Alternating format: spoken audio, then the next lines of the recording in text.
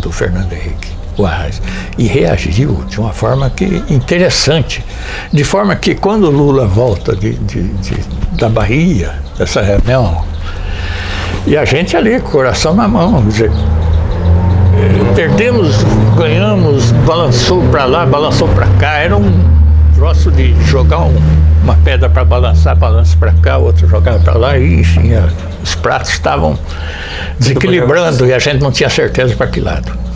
Puta! E aí, por sorte, aí tem essa reunião, isso também foi importante. Essa iniciativa já era mais correta. Fernando Henrique aceita o Mário Pedrosa sem ilusão no Fernando Henrique. Tanto que na carta ao Lula, quando ele propõe que o Lula seja o Bebel, né, da classe trabalhadora brasileira, ele fala, olha, temos intelectuais importantes. Quem? Bebel, o August Bebel, que é o cara que criou o Partido Operário na Alemanha, né? Na época não tinha. Ele junto com social-democrata, que era o Partido Revolucionário, tanto quanto o PT no começo, não é? Ao contrário do que o Haddad fala, que nunca foi anticapitalista, o PT era ninguém tinha coragem de imaginar que o PT não fosse anticapitalista. Não, fazia parte da cultura da esquerda ser anticapitalista naquela época. Está nas cartas, não é? Mas não foi? O Haddad falou um dia desse aí que o PT nunca foi anticapitalista. Dialogar com a classe média. Dialogar, ele chegou agora no PT, vamos dizer assim, né? Ele não sabe bem o que está falando, mas devia evitar essas coisas. Por quê? Porque a gente, eu gosto dele, voto nele, defendo ele e tudo, mas pelo amor de Deus, não fala isso, né? E além de que, não sei se não vai ter que voltar, porque o mundo está virando anticapitalista de novo, não é? Até os cientistas estão chegando à conclusão que é insustentável, né? Não, até Papa, os últimos encíclicas do Papa, então, totalmente anticapitalista. Né? Os Estados Unidos, a juventude quer votar no candidato socialista, independente se ele é ou não, mas simboliza o anticapitalismo lá. Bom, enfim.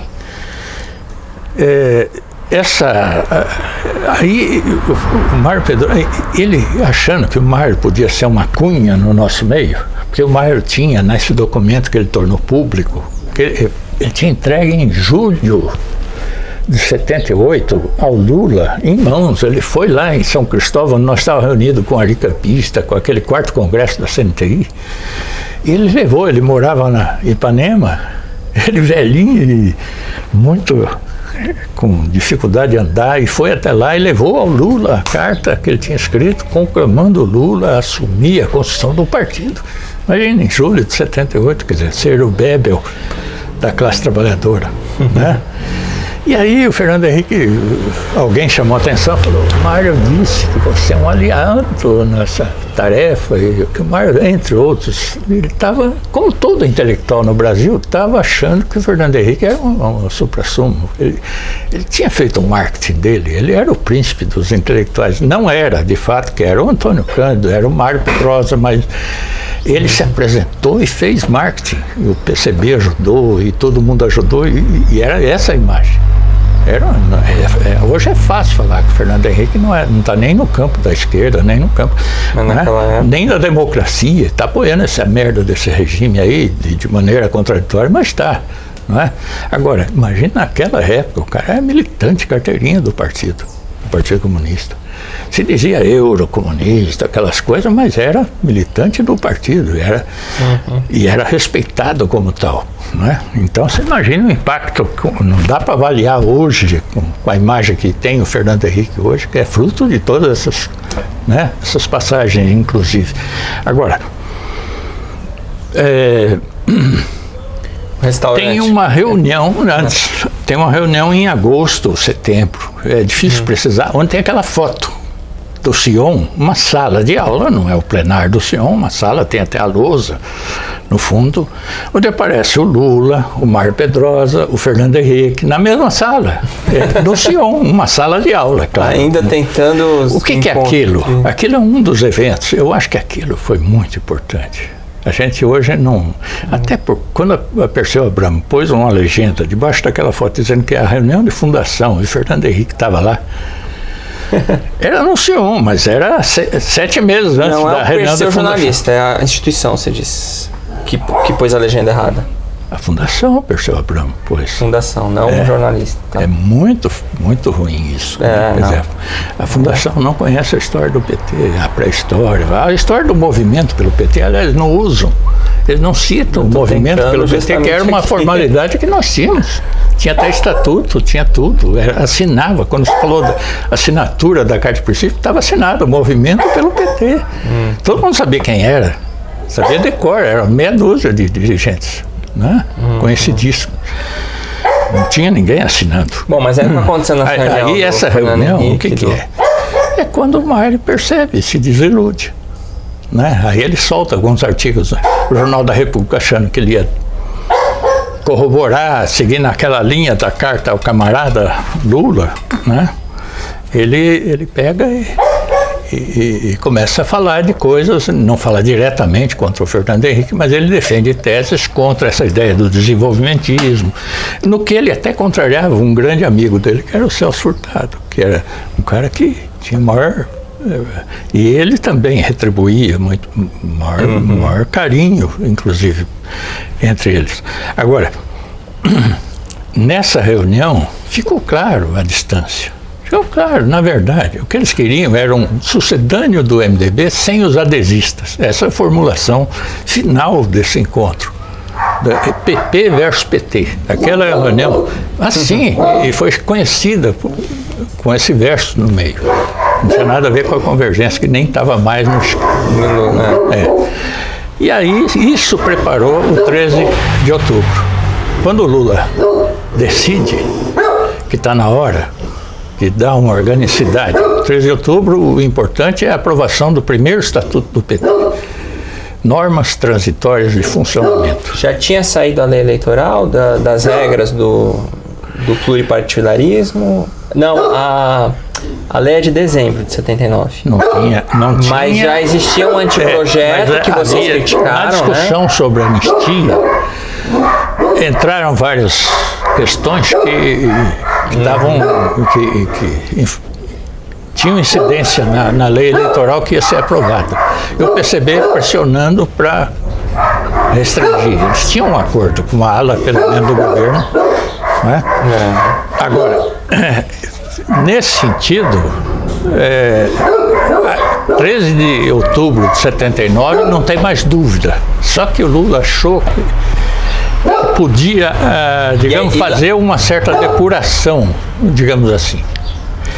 E impôs uma exigência de eliminar o sem patrões. Imagina, ele tinha proposto, né? Qual foi a outra? E governo dos trabalhadores. Porque na carta de princípio estava que era consenso. Estava porque o Lula defendia isso. Não estava? Eu tive, até para me preparar para as entrevistas, eu li os documentos anteriores à legalização, que basicamente é a tese de Santo Andrés, a carta de princípios, a declaração política do 13. E depois teve os documentos obrigatórios que a legislação obrigava, que é o manifesto, o estatuto e o programa. Uma coisa que você até pode me explicar é, nos documentos institucionais, aqueles que vocês protocolaram no TSE, né? Você foi lá protocolar também, não? Não, eu estava fora da executiva, já tinha sido. Mas enfim, pós-Sion, já os caminhos do Sion, né?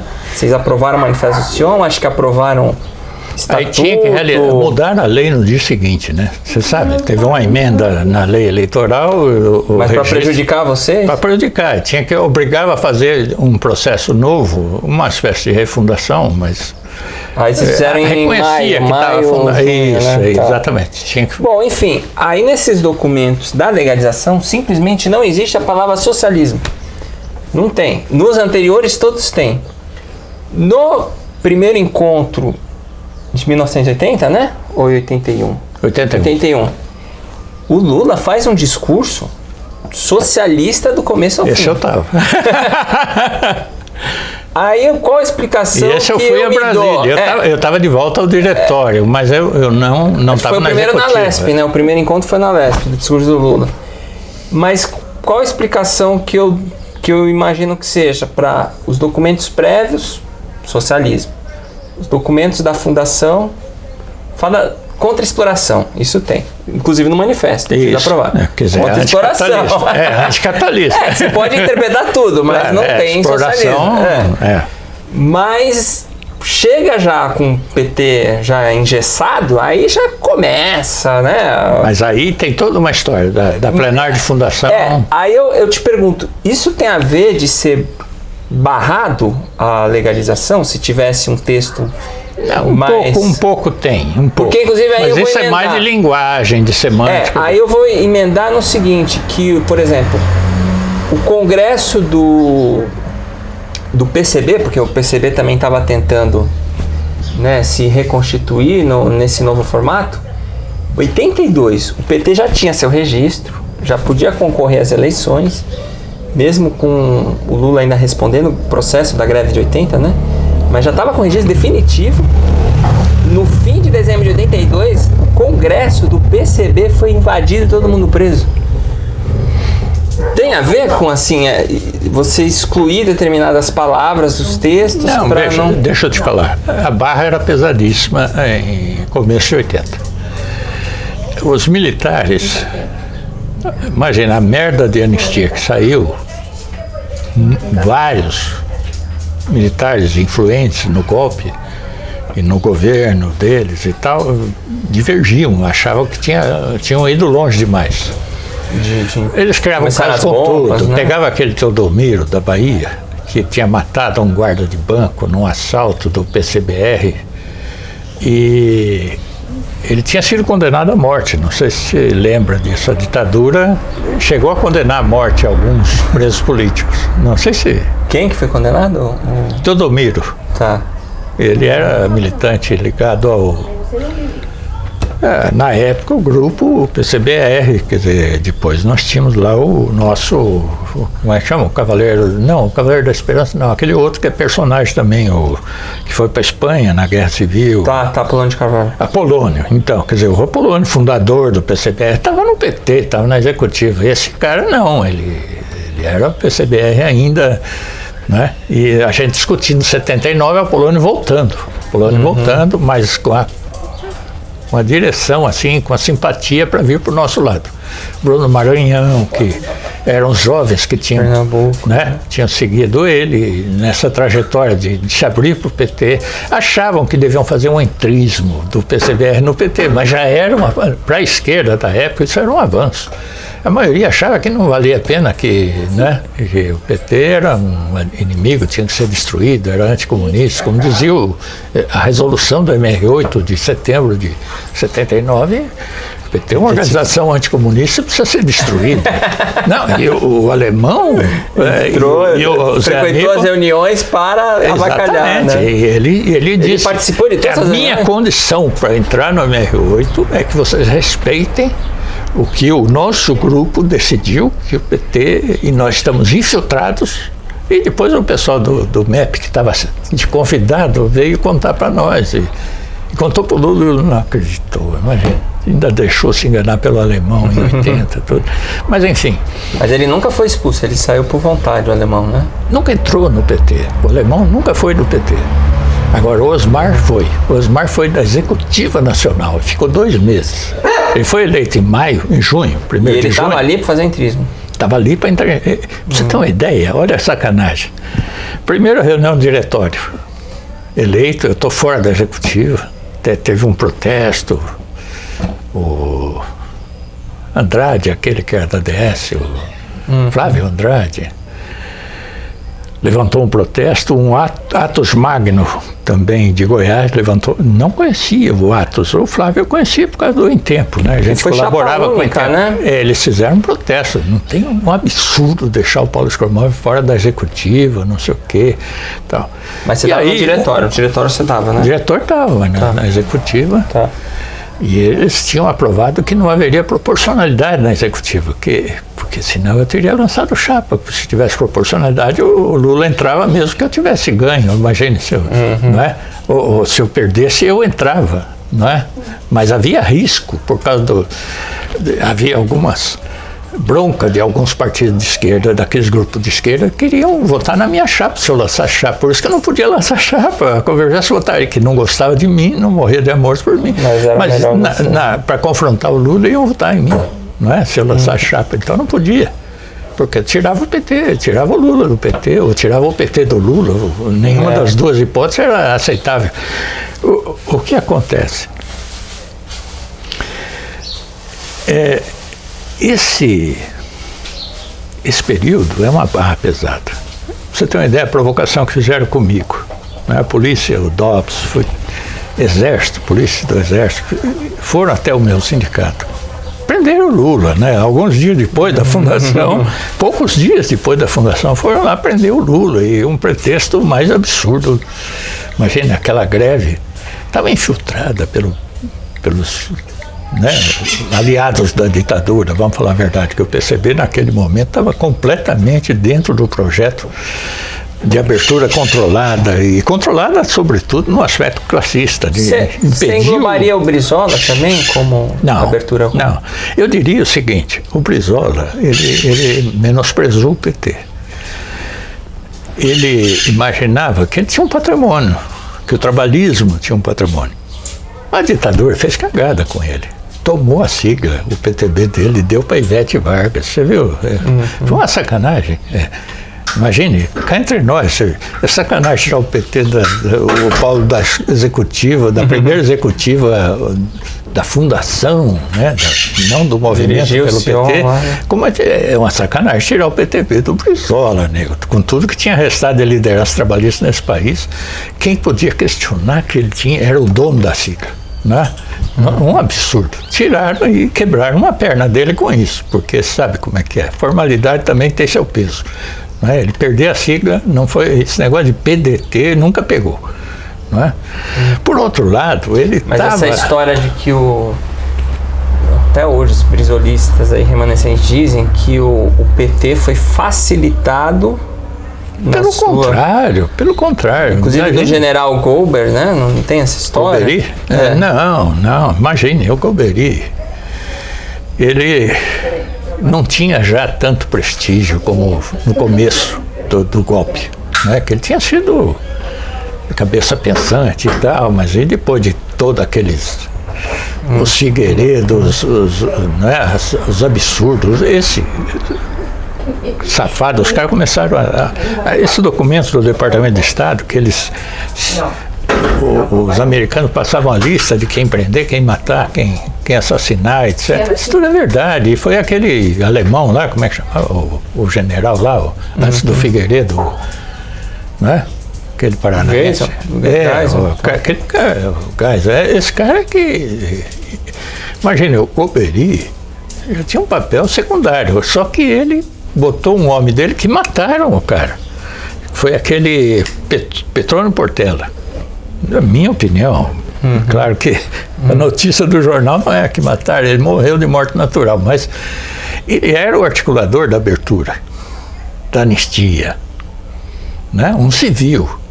Olha o atrevimento, né? No final, o Golbery, o máximo que ele conseguiu foi costurar aquele negócio do Sarney sair da arena e virar MDB de Araque.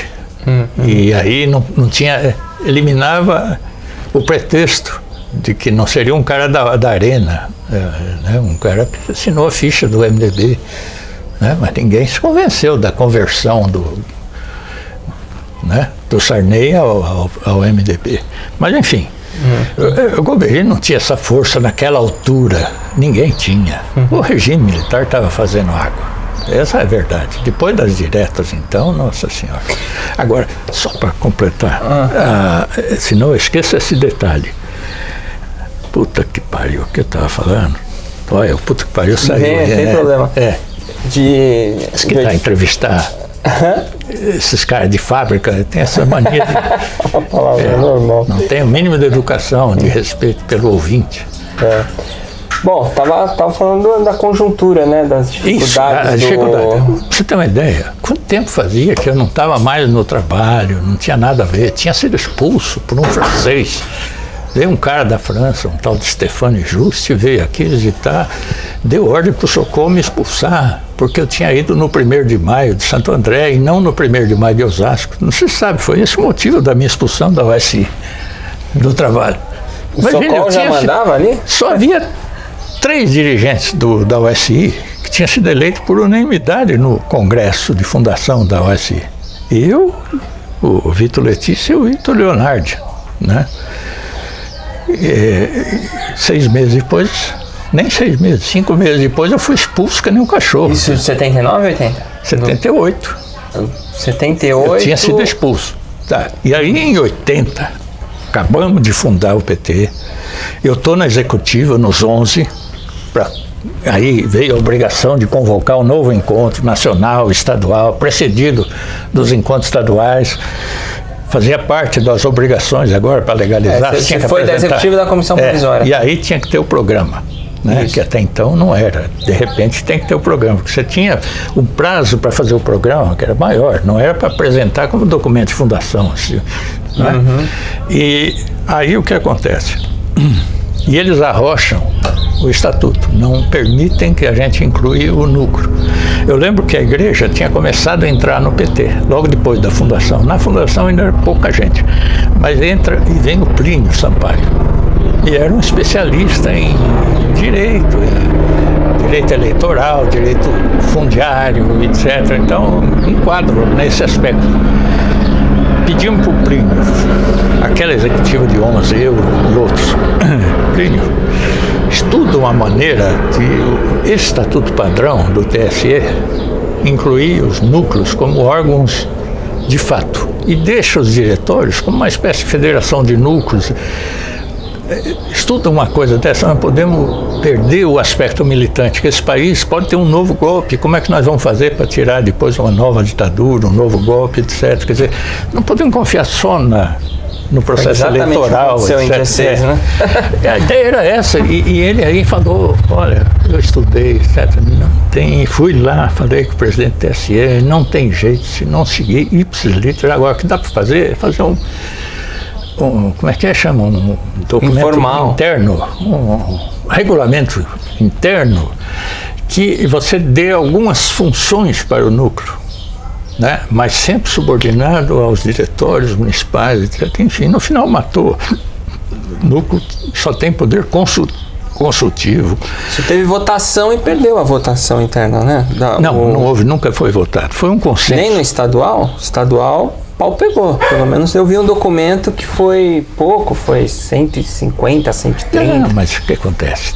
Os 11 estavam de acordo que não tinha como e que nós tínhamos que conquistar a liberdade de formulação partidária. Nós tínhamos que tirar a ditadura e aí formularíamos o estatuto. Aquilo seria uma provisoriedade principal do partido. Mas desde o começo você era a favor ao poder deliberativo dos núcleos? Claro, e isso era consenso. Lula era a favor, eu era a favor, todo mundo era a favor. E aí depois todo mundo foi convencido do contrário, menos você? Não, depois nunca mais se debateu isso. Simplesmente o assunto morreu. Não estamos debatendo. E mais do que nunca o PT precisa, mas pelo menos, voltar naquele momento do regulamento interno, poderia ter sido colocado como deliberativo, ou não? Não, segundo os companheiros que não pareciam estar sacaneando, companheiros que nós, na época, estavam até em algumas questões mais à esquerda do que eu, né? O Plínio mesmo veio muito radicalizado nessa época, a igreja entrou. Mas justa a igreja que tinha a influência dos SEBs, não era para ter tido o papel justamente de... Então, eles eram basistas, não eram? O característico do trabalho da igreja era fazer a coisa... descentralizada. Né? Descentralizada, e valor para o contato com a população, convivência com a população, educação, né? Em cima da população. Disseminado, mas aí não teve como. E aí, não tendo poder deliberativo, naturalmente os núcleos foram se enfraquecendo. Você acha que é esse? Aí não teve como.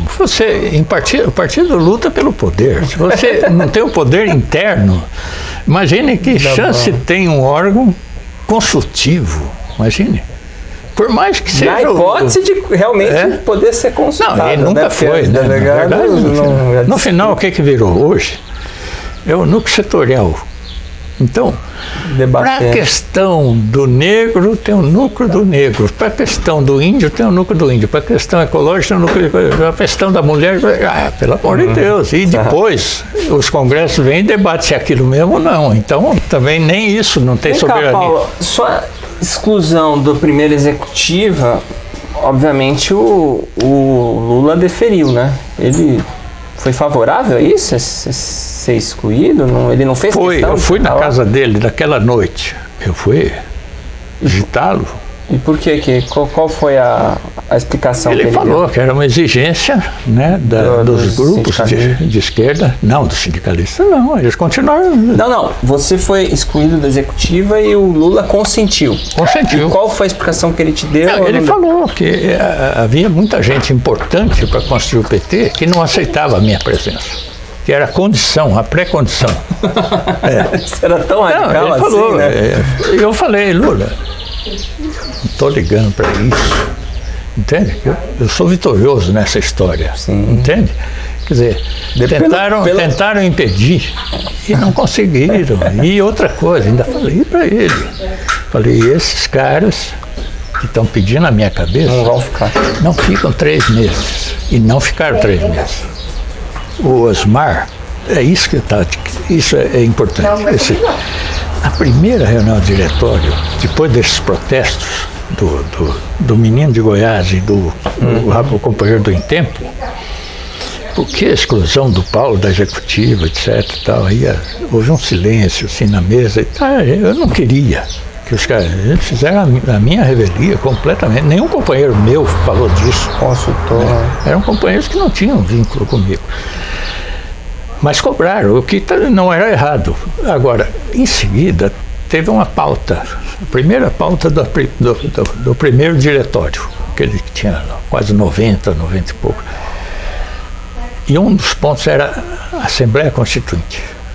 Se defende ou não, olha que absurdo, se defende ou não a Assembleia Constituinte. Parece hoje um absurdo pôr em votação algo assim. Mas na época havia um esquerdismo absurdo do MEP, e o MEP não era um grupo qualquer, não é? É um grupo que veio da Polop, e eles tinham aquela de que a revolução no Brasil era puramente operária, puramente socialista. Parece uma loucura, né, num país semicolonial, etc., mas era isso que os pensadores, o Éder Sader e os criadores da Polop haviam ensinado. Aquele outro que de Minas. O Éder veio daí, não? O Éder vem dessa tradição, né? O Emir é outra coisa. Ele começou aí, mas ele que vai fundar o POC também, né? Depois de parte para a luta armada, aquelas coisas. E depois vira um nacionalista, um latino-americanista, né? Que é o que ele é. Então, mas veja o seguinte. Essa questão, então, é debatida. E as defesas, as mais absurdas.